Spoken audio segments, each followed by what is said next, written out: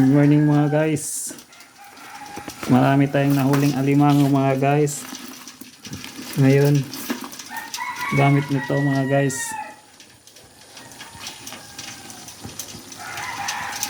Ayan mga guys.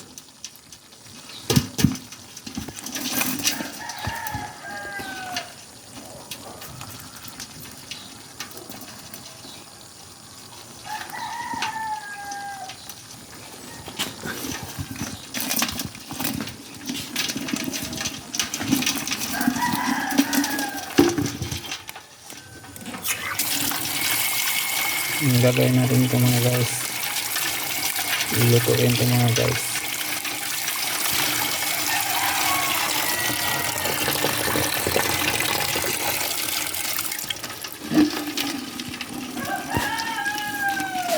Yan mga guys.